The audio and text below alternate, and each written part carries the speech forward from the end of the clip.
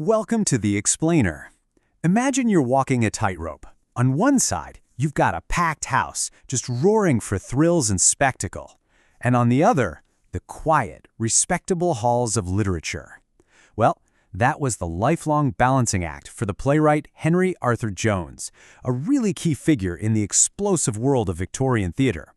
So, here's our game plan. First, we'll get right to the heart of what drove Jones, his ambition. Then we'll see how he absolutely conquered the stage with these blockbuster melodramas before, switching gears completely to his witty, provocative society comedies. We're going to dissect how he put the very controversial New Woman on stage. And then finally, we'll wrap up by asking what his complicated legacy really means for us today. Okay, so who was this guy, Henry Arthur Jones? Well, at the turn of the 20th century, he was a giant of the British stage. We're talking about a contemporary of names you probably know, like George Bernard Shaw and Oscar Wilde. But here's the thing that really set him apart. Jones was obsessed with this one idea, that theater shouldn't just be a fun night out, it should be literature. His goal was crystal clear. He wanted his plays to be read in libraries, not just performed on some stage. But, and this is crucial, Jones was a pragmatist. He knew that to earn that kind of respect, he first had to win over the crowds in London's super cutthroat commercial theater. And the three plays we're looking at today really tell this story perfectly. The Melodrama, The Silver King, and the two society comedies, The Case of Rebellious Susan and The Liars. For Jones, this wasn't just some matter of taste. Listen to what he said himself. He saw cheap entertainment as the hangman's rope for true drama. He literally believed one could kill the other. And this struggle, this fight between art and commerce, it basically became his life's work. So how did he do it?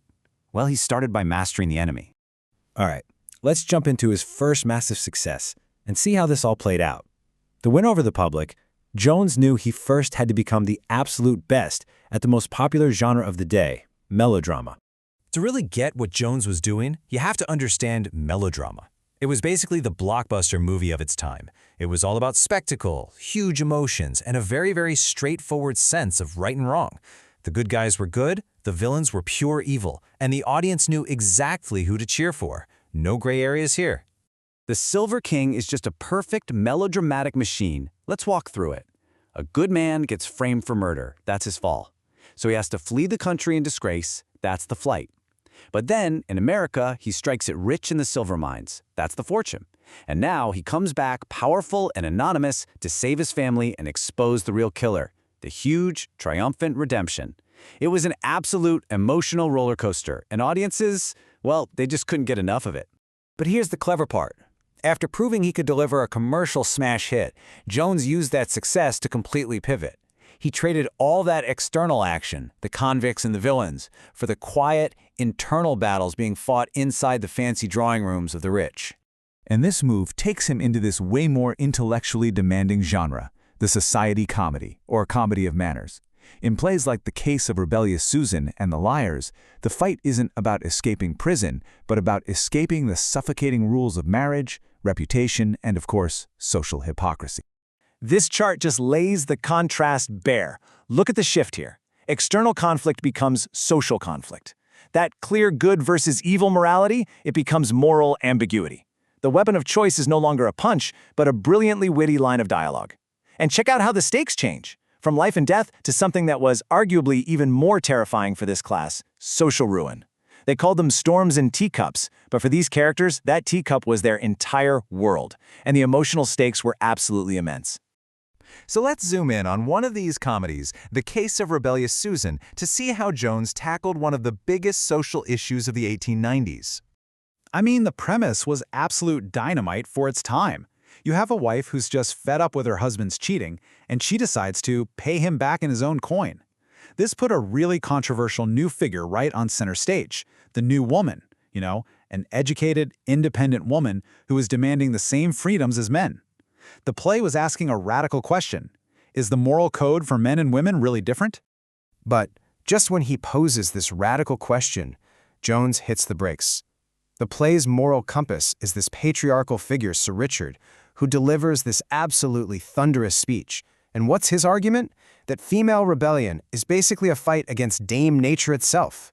A woman's true purpose, he declares, isn't liberation, it's the home.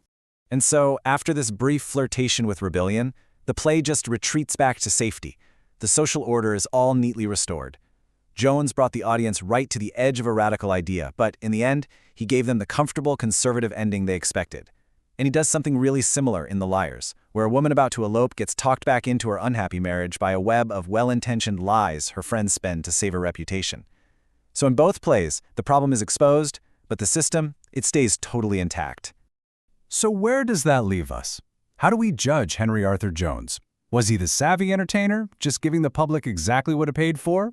Or was he the serious artist, trying to smuggle challenging ideas onto the commercial stage? Well, the answer, as it turns out, is complicated. His legacy is that he was both.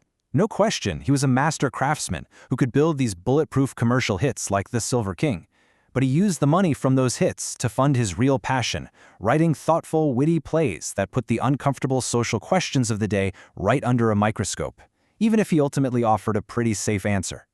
This is a wonderful little anecdote that Jones himself recalled, and it just perfectly captures his position.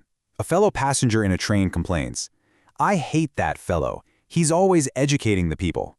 So even if they didn't agree with his conclusions, his audience knew he was making them think. He was smuggling ideas into the theater, disguised as simple entertainment. Jones's career asked this question but never really gives us a simple answer. He walked that tightrope his entire life, using the tools of entertainment to ask the questions of art. And he leaves us with a body of work that proves the line between what's popular and what's profound is often way blurrier and, frankly, a lot more interesting than we might think.